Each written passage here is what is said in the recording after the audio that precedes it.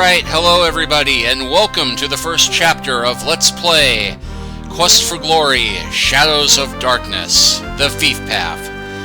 This is Starman, and you'll forgive me for not saying too much at the moment, because owing to the fact that the sound mix on this game is not what it should be, I imagine you're having a little trouble hearing me over the bombastic score, which is an awesome score, but let's go ahead and get the game started, and I'll do the usual intro spiel after the start. So we'll go ahead and import our character. Please insert your saved character disc from any of the first 3 Quest for Glory games into the disc drive, so that your hero can make the journey to Quest for Glory, Shadows of Darkness.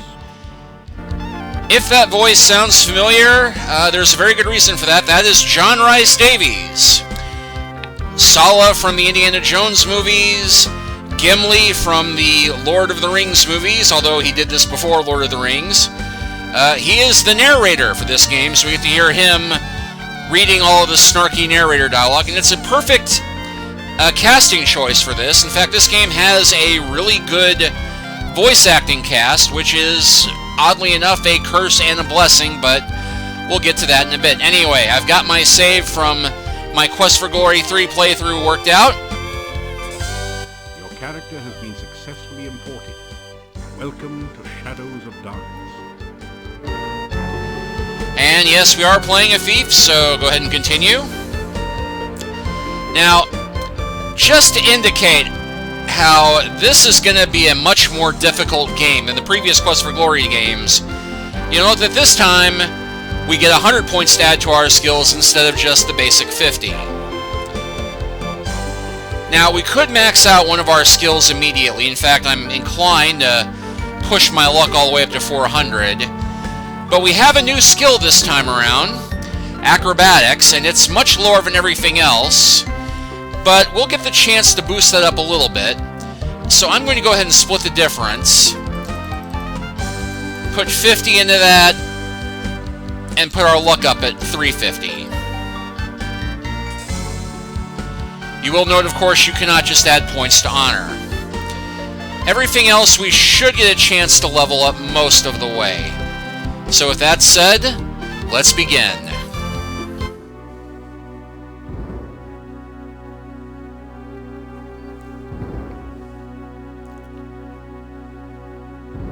You awaken from nightmares of flying and falling.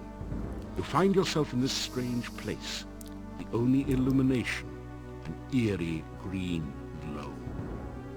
You've lost your weapons and the contents of your backpack somewhere during the journey. All you have are the clothes and armor on your back. This leaves you with 4 burning questions. Where are you? How did you get here? Who brought you here? And how in blazes can you get out of here? No, make that 5 burning questions. What city did your luggage end up in this time? So, yeah, we have the same interface as the previous Quest for Glory 1 and Quest for Glory 3, and the fan-made VGA remake of Quest for Glory 2, only the cursors are animated. So we have an eyeball for searching, a hand for touching, picking stuff up, a foot for walking, a mouth for talking, which he has fangs, ooh. No one seems to be listening. They never do. You do not have any magical abilities. So we can't use the magic icon, but we do have run, sneak, sleep, stats, weight, and a new icon for acrobatics. Why would you want to jump there? Why would you want to jump there? Yeah, expect to be seeing that a fair bit. And interestingly enough, the icon on this acrobatics character is brown and green tunic, and we are wearing a red tunic with blue tights, although in the previous game we were wearing a brown tunic with green tights when we were teleported to wherever here is. Speaking of which... You are in a large cave, dimly lit by glowing lichen on the walls. Strange, irregular outcroppings of stone rose from the ground, looking like the skeleton of some enormous beast. Here and there, petrified human bodies seem to grow half in, half out of the floor and walls. In other words, this is not a nice or safe place to be hanging around. And we also have our inventory, which defaulted to our armor. Strangely enough, we do not get John Rhys-Davies reading the descriptions of our inventory. Leather armor provides you some protection against enemy attacks, helps keep you warm on those cool autumn evenings, and generally makes a modern fashion statement. And money. This simple money pouch contains all the money you have with you. It currently has 1 crown. And I'm going to go ahead and turn the volume down a bit. This is one of the more annoying aspects of this game, unfortunately, is that instead of having separate volume controls for the sound effects, the narration, and the music, it only has one for everything. And it resets every time you close the game. Or reset the game, so I wasn't able to turn the volume down after loading the game and then going back to the start menu. Otherwise I would have done that. But we'll go ahead and pick up our speed a bit. And of course you can also improve the detail of the graphics. We'll bump that up. And make the fight scenes, when we get to them, a bit more difficult. We won't be doing much fighting as a thief, but there will be a little bit. And I think that's a good volume, because I can just hear myself over the music. So I'll go ahead and look at everything in here. You are in a large... Yeah. And it's kind of difficult to make out some of the items, but you can just make out a few detailed skeletons on the ground. The desiccated corpse is half buried in the rock of the cave floor. You search the desiccated body. The only still usable item is a dagger, which you pick up. However, lying around the bones are some coins. 5 golden coins. Each have a crown stamped onto them. And 13 small copper coins, each stamped 1 kopeck. And you get that little fanfare anytime we do something that earns us points. Which we got 2 points for being able to get ourselves a weapon, and anytime your stats go up, it'll flash red, except here at the start. But first things first, let's go into sneak mode. The deteriorated corpse has grown partway into the cave wall. A brief search reveals a piece of hard grey rock, which you take, and some coins, 3 crowns and 13 kopecks. Surprisingly, we get all the money we actually need for the game. It's a rotted, ancient corpse, half buried in the cave wall. Anyway, we do get all the money we actually need at this point in the game, but of course, us being a thief, we're going to go for more. You find 30 assorted copper and gold coins on the body. Okay, so this gives us 14 crowns, 51 kopecks. Our dagger. This is a flat-handled dagger suitable for both close infighting and throwing. And the gray rock flint. You have a small gray piece of flint, much like the one described in your famous adventurer's survival course manual in the fire starting section. You vaguely remember something about using flint and steel together. Well, we can. You scrape the flint with your dagger, creating a spark. Well, You strike sparks off the flint using your dagger. Torch soon begins to burn, almost as if by magic. and we can also do that here. Strike sparks off the flint using... And we can actually pick up one of these torches. You take the torch. This is some kind of altar to the Dark One. The top is covered with sand. Torch holders flank the altar to provide light for nameless rites and unspeakable rituals. I love the delivery there, but it is kind of sequence breaking because we're not supposed to know about the Dark One yet. Kind of crazy they left that in there, but anyway. It seems to be a kind of stone valve acting as a door to the passageway. You force the sphincter open with your dagger and pass through. Wait, can we talk about that in a kid's game? You've made it into a large chamber. Stone valves, like the one you just passed through, apparently block 3 other passageways. There is a huge stone altar in the center of the room, and an exit to the south. And there's a whole bunch of other rooms here. A stone valve blocks this passageway to another part of the cave.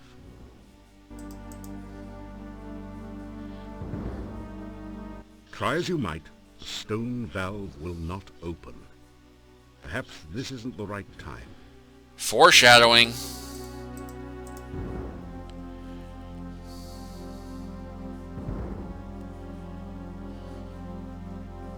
The rough stone altar is covered with dark stains as of blood long since dried to powder. You feel a creepy, uneasy sensation whenever you pass near it.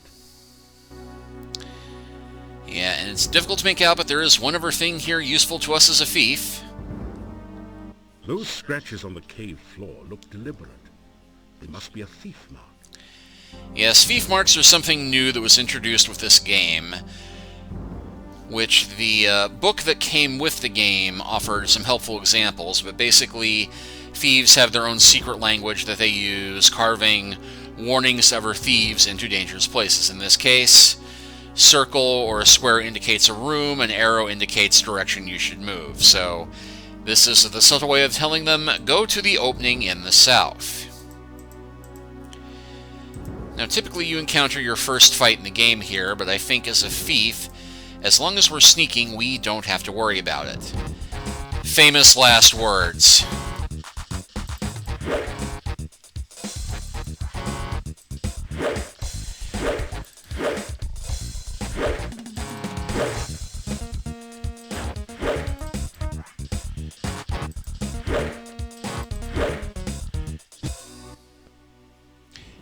In a bitter battle, you are better than the batters. Yeah, in this case... Kick some butt, too. In this case, batters are winged spider creatures, which are... You're in the heart of the cave. Not too difficult. The batter wasn't carrying any valuables. Besides, its body is really gross. And I do love the John Rhys-Davies narration on this game. And you'll note that we now have a light green on our health meter, indicating that we have been poisoned. Luckily, that should clear itself up before we get out of here, because we are hardy enough to throw off this kind of poison. But as I was saying before, I got caught up in the narration. Quest for Glory 4 has something of a mixed reputation with fans of the series. On the one hand, it does have a fantastic story, and it is highly beloved for how it makes use of Slavic Russian mythology, and it is generally thought by some to be the best of the Quest for Glory games in terms of overall plotting, pacing, and the way that it captures the Lovecraftian Ravenloft aura of its setting of Mordavia, or Mordavia, depending on who is pronouncing it at the time. The downside is that when this game came out, it was rushed for the holidays, and it may have been, if not the most buggy release Sierra Online ever released back in their golden age, it was definitely top 5. Once you managed to get through the bugs, it wasn't that bad, but there were a lot of moments which the game could become unplayable and you'd lose all your data depending upon what class you were playing and what you were doing. So its reputation has been tarnished somewhat in that regard. The other reason why the game is so infamous is that they did originally release it as a on-disc 3.5 game, but they later released a version with full voice acting, which was a pretty big deal back in 1993-1994 when this game came out originally. The problem is that while they got a cast of top-notch Hollywood voice actors, including John Rhys-Davies, there was not much quality control into making sure that the actors actually stuck to the script. So there are a couple of rather infamous bits in this game where they stuck in the bits where the actors started improvising, and it bears absolutely no relation to what they're meant to be saying. Thankfully, I don't think that this matters insofar as any important plot information, but it does make things a bit weird. So anyway, I'll be commenting upon that as we approach, but for now... It doesn't say much. Yeah, it doesn't say much, so we'll go ahead and keep sneaking.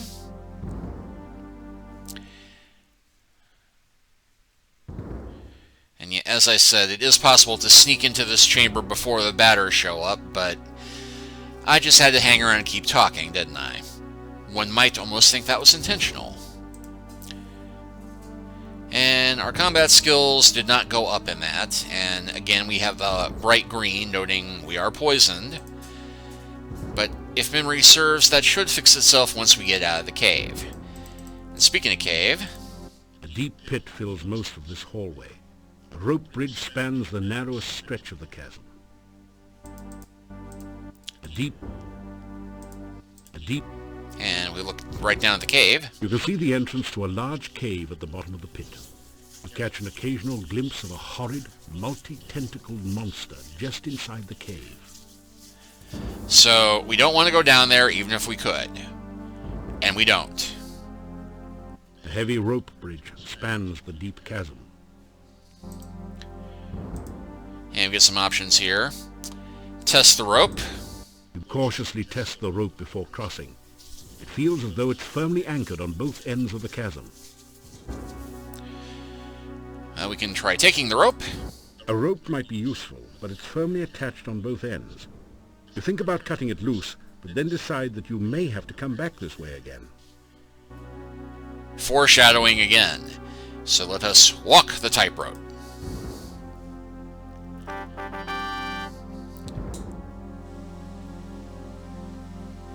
You just barely made it across the pit.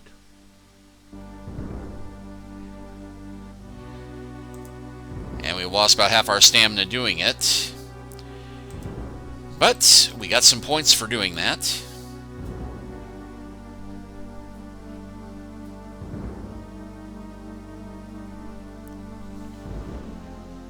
You slip through the mouth of the cave, just in time to avoid being crushed by its closing jaws. He didn't say the whew.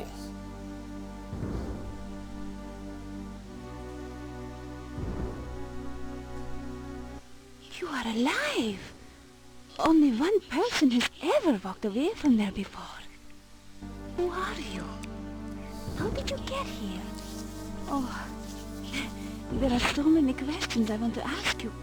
But I have to get home quickly. It is so dangerous out at night in Mordavia. The town is due north of here. Be careful. There are many bad things wandering around. Good luck. Oh, by the way, my name is Katrina. I hope we meet again sometime. Farewell.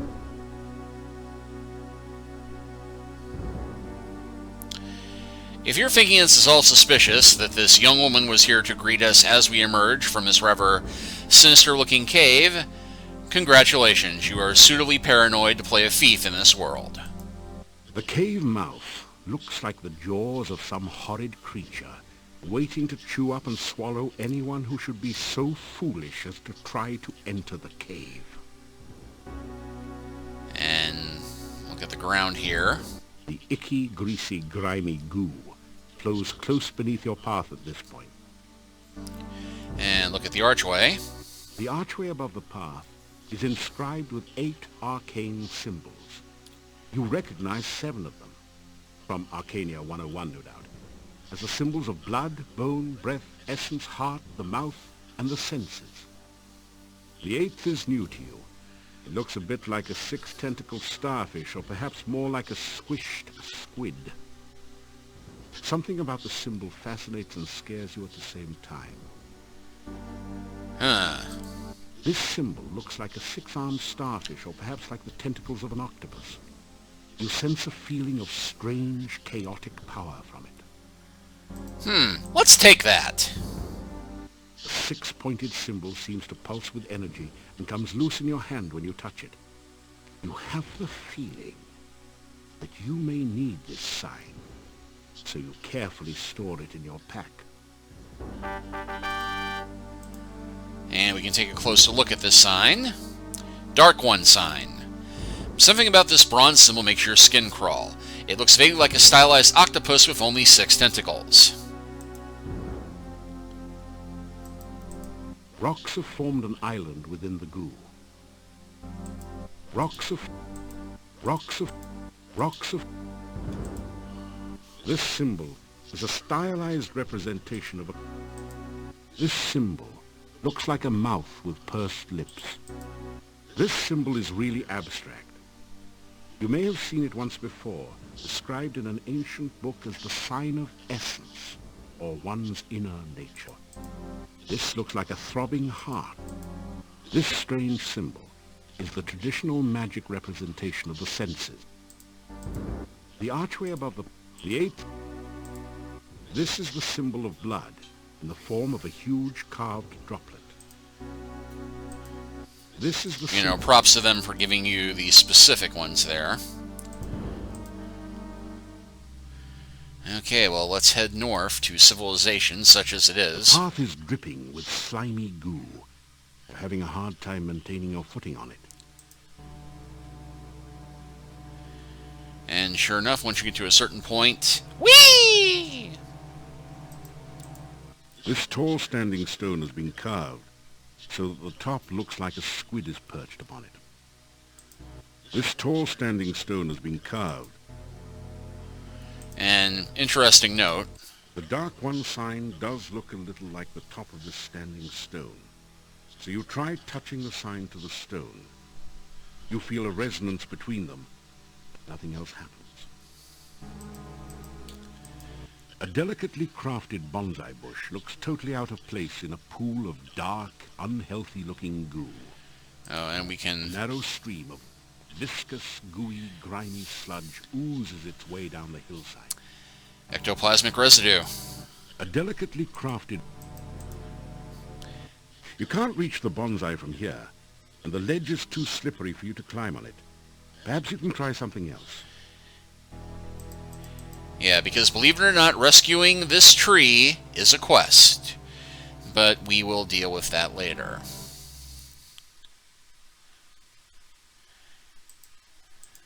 You see a floating, coruscating ball of light.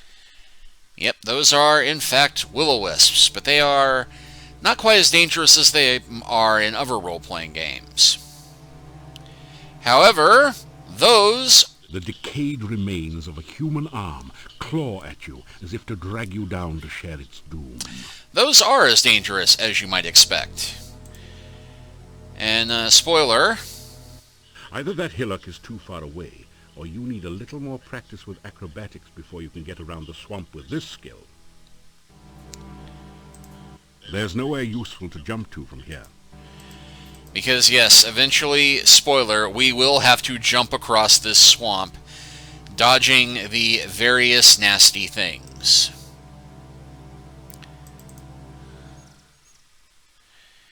But we're now here someplace more pleasant, and sure enough, the poison is gone. You are in the southwestern corner of the forest. Dank mists rise from a dismal swamp to the south and west. The path to the dark cave lies to the southeast. The red bush looks ready for anything. Ah. You are in the...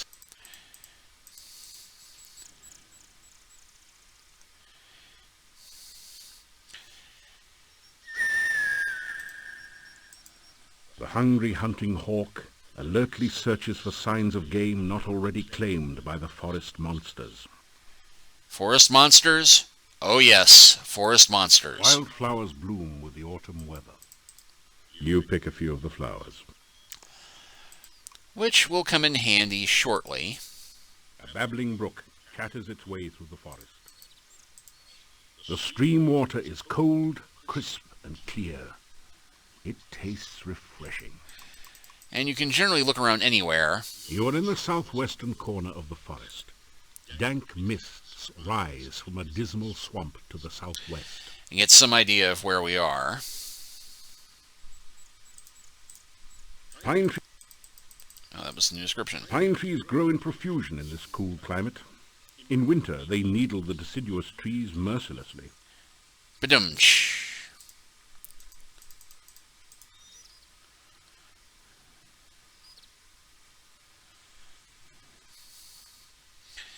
Anyway, we're supposed to go to the village first thing, but we can take a little side trip here. You are in the western part of the forest. You are in... Because there is a lake to the southwest of the village. The ground bears a rich carpet of fallen leaves as the trees prepare for winter's annual assault. So, winter is coming? You're in the far western part of the forest. A lovely lake stretches out to the south and southwest of here. And I'm going to go ahead and do a quick save here.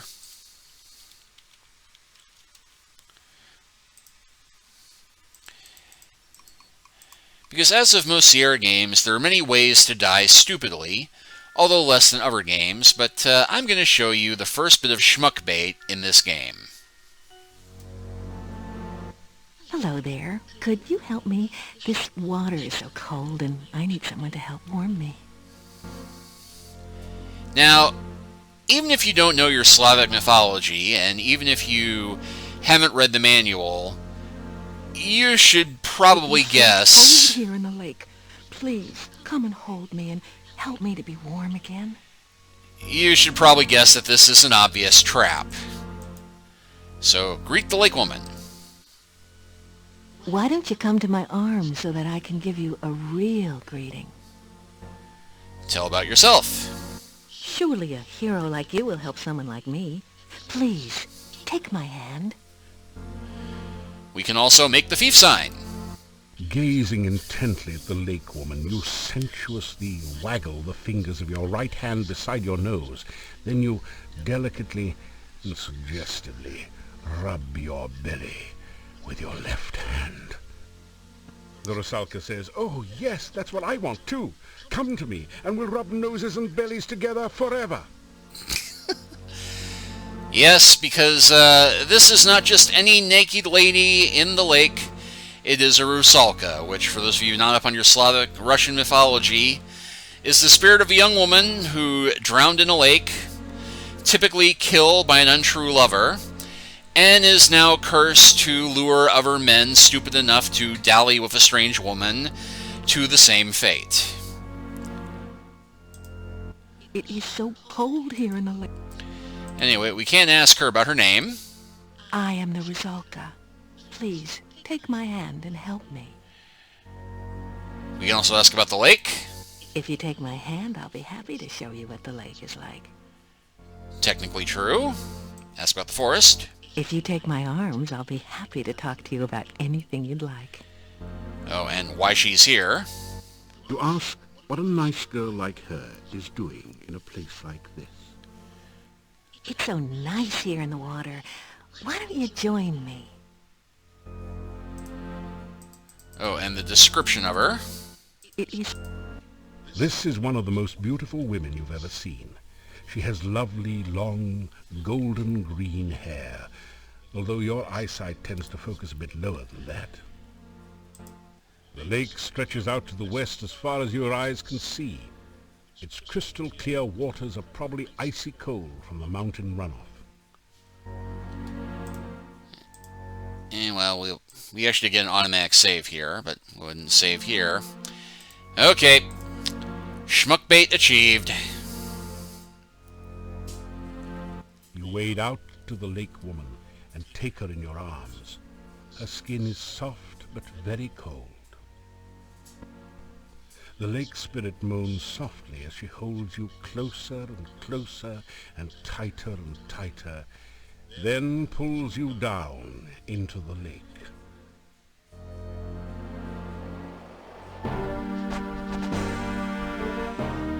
And oddly enough, he does not read the narration of your death. Going drown, you quickly discover that you really don't know how to breathe underwater. Thankfully, there is a way to pacify the Rusalka. Thank you for the beautiful flowers. No one has been so nice to me since I can remember. And yeah, that didn't quite match her line, but I guess I shouldn't drown you now that you've been so kind. The tell the Rusalka about some of your previous adventures. Gee, you've done a lot to get rid of monsters and things. You don't think I'm some kind of monster, do you? I mean, just because I'm undead and drown people, you don't think I'm bad? Gazing in the Rusalka... And, yeah, we get the same response. We can talk to her a bit more. I've been a Rusalka for so long, I've forgotten. And we ask about Rusalka. It is lonely being a Rusalka. Anytime anyone nice comes along, I pull him into the lake and drown him. Once he's drowned, he's not much company, I'm afraid. I ask about the lake. This lake is surrounded on 3 sides by steep mountains. To the southwest, it merges with a swamp. The lake is not a safe place for you to swim. Many unpleasant things lurk in the deep water. As opposed to here, where the pleasant things lurk in the water, and it's also not safe. The swamp is definitely a creepy place. Dead things lie under the water and try to drag the living underneath. Kinda sounds like my job description, doesn't it? Well, the things in the swamp are a whole lot nastier than I am, so be careful out there. And ask about the things. I stay far away from them. They crawled into the lake from the swamp one day. Ugh, they remind me of worms and give me the creeps. Ask about why she's here. You ask, what a nice girl like... I don't really know. I've been here for such a long time now. I mean, it's not like I can go anywhere. I can't leave the lake. Drownings. It's my job to drown anyone who comes to the lake. That's what being a Rusalka is all about. And the town. I think I remember the town. I must have lived there once. Other than the fact it's somewhere to the northeast, I guess I can't tell you much about it. And the forest. I don't know much about the forest. I can't leave my lake, so I don't get around there much. And sadly, this is all we can do with the Rusalka as the thief. The only way to help her and put her to rest is if you're playing a paladin. Please, come visit me again sometime. It's nice to have a friend to talk to. And we didn't even get any conversation points out of that, but we did get some story points. And we very slowly weave our way back to the main forest. Alright, well, I'm going to go ahead and close this chapter out here. Thank you for watching and bearing with me through the sound issues at the start. Shouldn't be a problem in future chapters, though, since we no longer have to watch the spirited intro. But next time, we will continue heading northward and probably get to the village and start exploring it. See you next time.